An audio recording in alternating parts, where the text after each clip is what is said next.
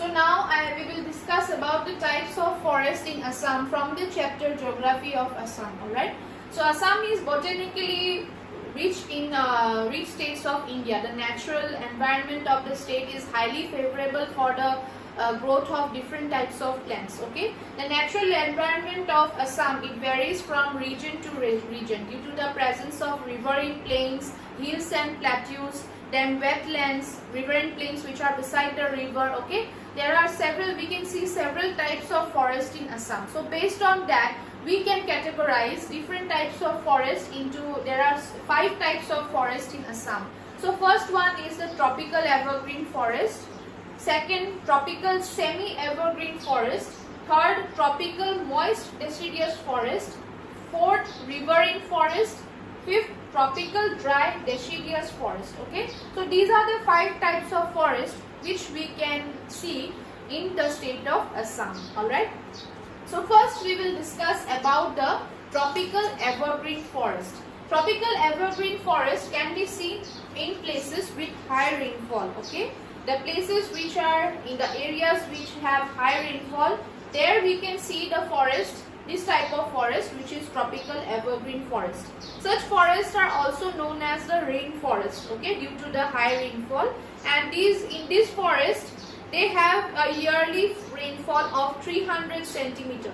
These forests are found to occur in the foothills close to Arunachal Pradesh, the southern parts of Tinsukia and Dibrugarh districts, and some hilly areas of the Barak Valley. Okay, so this is the tropical evergreen forest.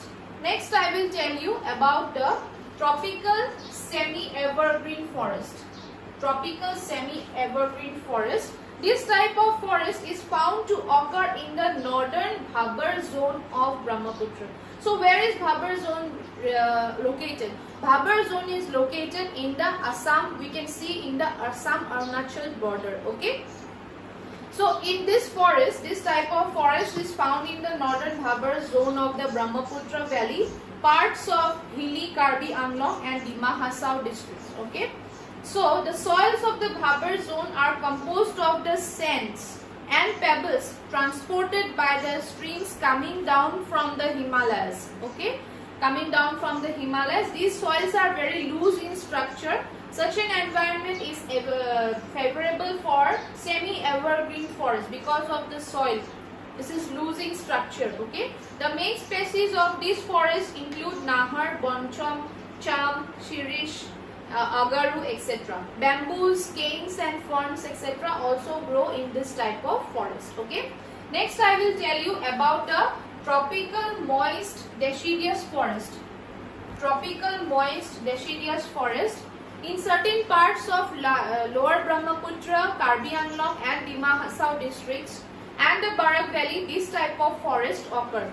Generally the areas having rainfall of 200 to 250 centimeter yearly favor the growth of this forest, tropical moist deciduous forest. Okay, most of the trees of this type of forest shed their leaves during the winter. It becomes dry. The trees which are found in this type of forest are called Sal, Makori, Gomari, Amlokhi, Bhumura, etc. Okay, so the trees which shed their leaves during the winter are called deciduous trees.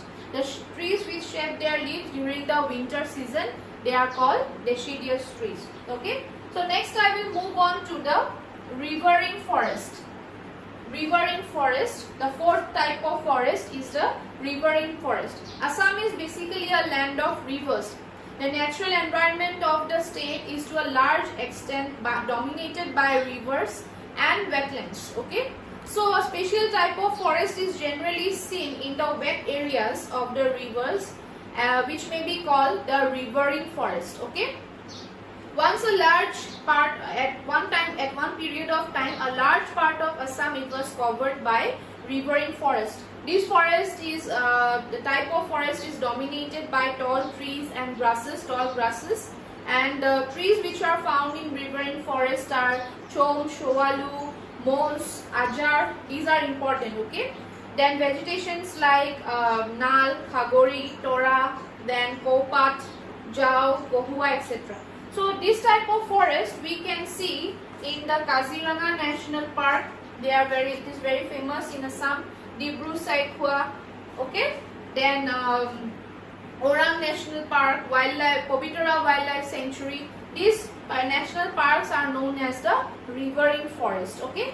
Next, I will move on to the tropical dry deciduous forest. Tropical dry deciduous forest. Generally this type of forest can be seen in the dry floodplains slightly away from the rivers. This type of forest is seen.